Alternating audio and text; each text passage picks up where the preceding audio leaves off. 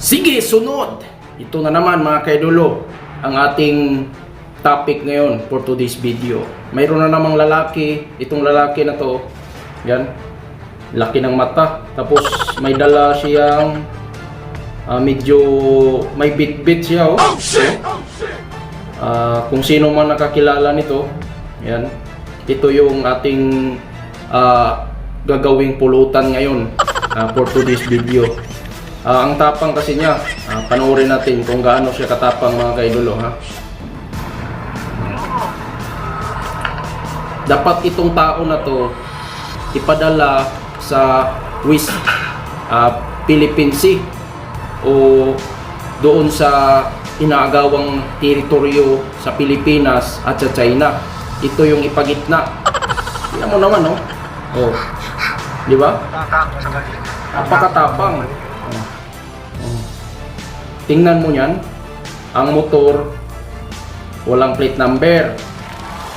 Ngayon, nag-drive, nakatsinilas, oh. Tapang, oh. Tapos may dala pa, oh. Ito talaga yung nararapat na dalhin sa yung pinag-awayan na teritoryo, no. Doon siya igitna ba?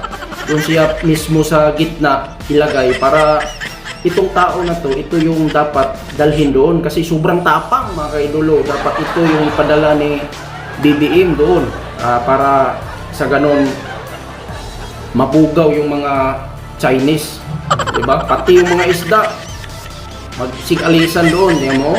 Oh, may helmet siya. Yan, may helmet, kumplito. Pero itong tao na to is nagmumotor na walang ano kayang katungkulan nito. Hindi natin alam kung anong katungkulan nito mga kaidolo kasi ang tapang-tapang eh. Ano? Oh. May hawak pa na cellphone, no? Yan, no? Oh. Dapat talaga ito ipadala doon, no? Kasi wala eh. Ang tapang-tapang na tao na to eh. Ano? Oh. Oh. Oh. Malapit pa. Oh. Ito dapat talaga ipadala doon. Itong tao na to. Talagang itong mukha na to, oh. Sus. Oh. Yan yung dapat ipadala doon sa West Philippine Sea para makipaglaban kasi sobrang tapang. Matapang tong tao na to, mukha pa lang, oh. Oh. Parang kuan, butiti na hindi mo alam kung napasma siguro siya, oh. Parang gwardiya siguro to o Navy, siguro may katungkulan to. Pero para sa mga may katungkulan dyan, wag nating gamitin o iasta natin yung sarili kung hindi na tayo off duty na tayo. Kasi kadalasan yan yung katulad ko, gwardiya, yan yung kadalasan nagsasaywar sa amin, magpaparking, sabihin na Navy ako, pulis ako, tapos alisan sa parking. Ngayon, kung sisitahin, sasabihin na Navy ako, Army ako, di ba?